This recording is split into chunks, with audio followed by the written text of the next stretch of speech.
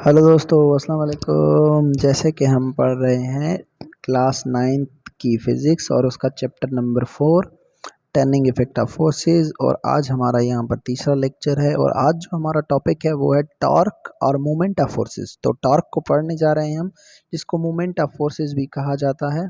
तो चलिए इसको समझने की कोशिश करते हैं। तो है कि a door handle is fixed at the outer edge of the door so that it opens and closes easily.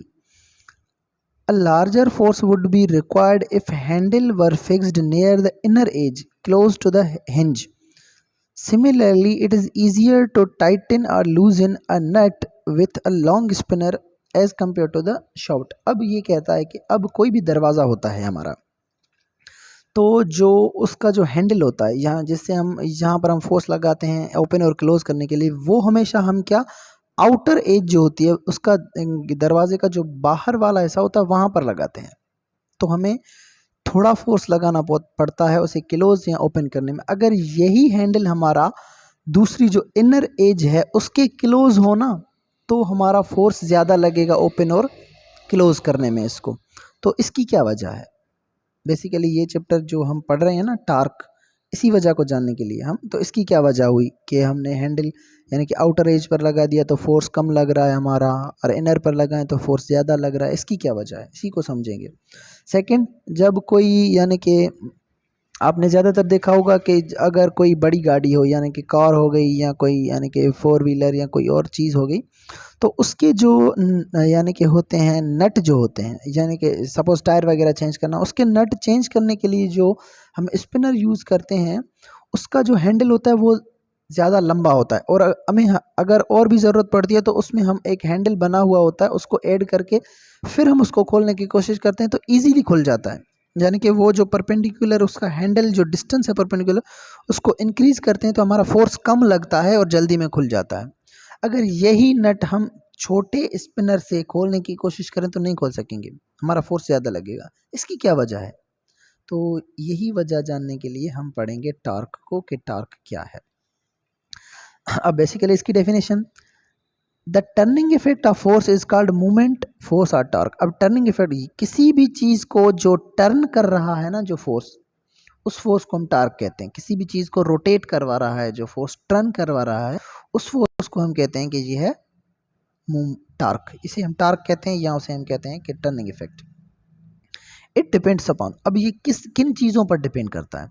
The magnitude of the force. एक तो ये मैग्नीट्यूड ऑफ फोर्स पर डिपेंड करता है कि जितना फोर्स ज़्यादा उतना टार्क ज़्यादा प्रोड्यूस होगा, फोर्स पर डिपेंड कर रहा है। Second one, the perpendicular distance of the point of application of the force from the pivot और द फिल्क्रम। अब जिस पॉइंट पर हमने फोर्स लगाना है वो पॉइंट, और जहाँ से हम फोर्स लगा रहे हैं वो पॉइंट, जैसे कि यहाँ पर हमने फोर्स लगाना है और ये हमारी पॉइंट है, तो इन दोनों के बीच का ये जो डिस्टेंस है, ये डिस्टेंस, इस पर भी टॉर्क जो है डिपेंड करता है।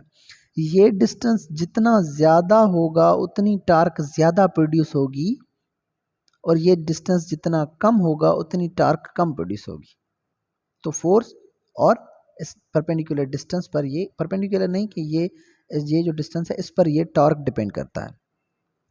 Moment of force about a point is equal to, अब मोमेंट की, ये मोमेंट ऑफ आर्म या जिसे हम कहते हैं कि टॉर्क, उसका जो फार्मूला होता है वो है force multiply by perpendicular distance.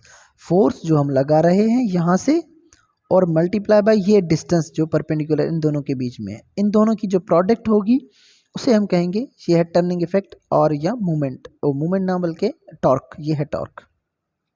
तो टॉर्क को शो करते हैं टाउ से। ये बेसिकली टी भी माना, यानी कि ऐसे एक टाउ साइन होती है, टी नहीं होता, टाउ, टाउ पढ़ते हैं इसे।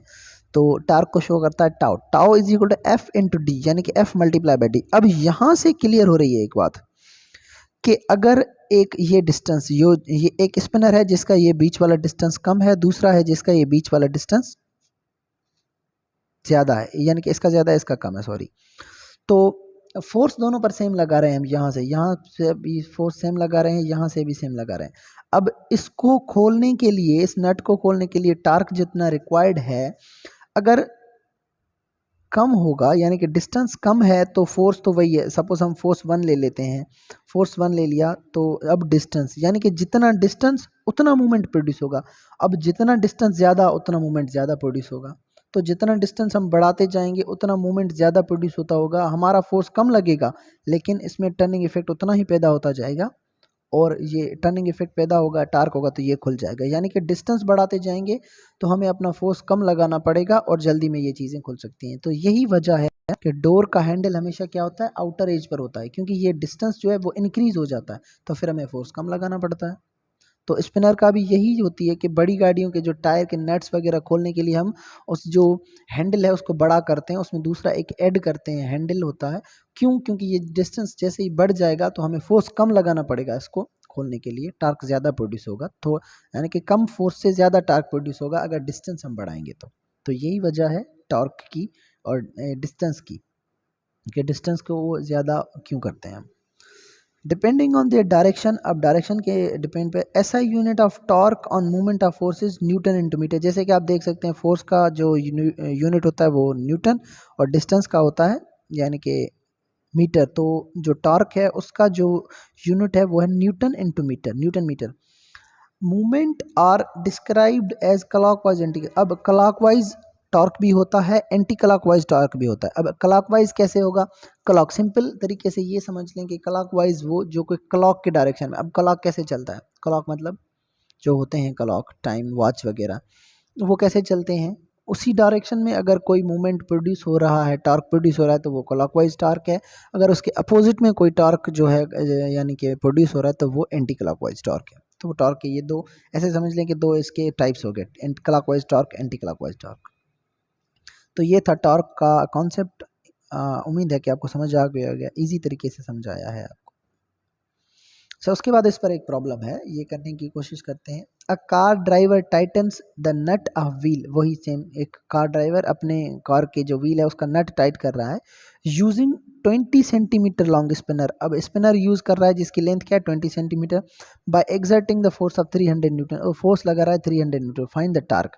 अब हमें क्या मालूम करना है कि ये टार्क कितना प्रोड्यूस हो रहा है, कि 20 मीटर इसकी जो लेंथ है स्पिनर की और 300 न्यूटन ये फोर्स लगा रहा है, तो टार्क कितना प्रोड्यूस होगा।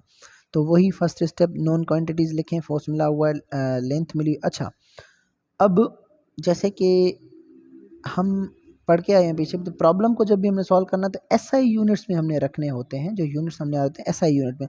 तो यहाँ पे 20 सेंटीमीटर है, 20 सेंटीमीटर को हम जब मीटर में चेंज करेंगे तो ये हो जाएगा 0.20 मीटर, क्योंकि 1 सेंटीमीटर में होते हैं, 1 मीटर में होते हैं 100 सेंटीमीटर्स। तो ये 20 डिवाइडेड बाय 100 करेंगे तो ये हो जाएगा हमारा 0. नहीं, सॉरी, 1 मीटर में, हाँ अच्छा, हाँ तो ये हो जाएगा 0.20 मीटर, ये मीटर में हो गया। तो टाउ, टॉर्क हमें मालूम करना है जिसकी साइन टाउ है। तो step 2, formula tau is equal to F into D, force multiply by distance. ये एल हम यहाँ पे ये इस डिस्टेंस को शो कर रहे हैं, एल यानी कि length. Tau is equal to F into D, तो फोर्स है 300 न्यूटन और ये है 0.20, तो इसको मल्टीप्लाई करेंगे तो 16 न्यूटन पर मीटर ये टार्क प्रोड्यूस होगा। इतना फोर्स लगाने से इतनी लेंथ पर ये टार्क प्रोड्यूस होगा। The torque of 16 newton metre is created to tighten the nut. अच्छा, अब यहाँ पे पॉजिटिव यानी कि नेगेटिव साइन कोई नहीं आ रही, पॉजिटिव साइन है, तो इसका मतलब ये जो टार्क है ये कौन सा, क्लॉकवाइज टार्क है। अगर यहाँ पर नेगेटिव साइन आ जाती 60 के आगे तो ये हो जाएगा एंटी क्लॉकवाइज टार्क। तो ये था टार्क का कॉन्सेप्ट और एक सिंपल प्रॉब्लम जो कि इजी है। उसके बाद आते हैं सेल्फ असेसमेंट क्वेश्चंस, इजीली आपको समझ आने चाहिए अगर आपको टॉपिक समझ आया है तो। List the factors on which movement of force is depend, वही फोर्स यानी कि टॉर्क किन चीज़ों पर डिपेंड करता है, डिस्टेंस पर डिपेंड करता है, फोर्स पर डिपेंड करता है, दो चीज़ें हैं। 8, what will be the movement of force, torque कितना होगा when force of 15 newton, when 15 newton force is applied on a 40 centimetre long spanner to tighten the nut. वही सेम प्रॉब्लम है, वहाँ पे 300 था फोर्स, यहाँ पे 500 है, वहाँ पे 20 सेंटीमीटर था स्पिनर, यहाँ पे 40 सेंटीमीटर है। तो ये आप खुद से करेंगे सेम तरीके से, उसी को फॉलो करें। तो इसी के साथ हम आज का लेक्चर यहाँ पे ख़त्म करते हैं, और आज हमने पढ़ा टॉर्क का कॉन्सेप्ट कि टॉर्क क्या है। तो इससे आगे हम आगे कंटिन्यू करेंगे, तब तक के लिए अल्लाह हाफिज़।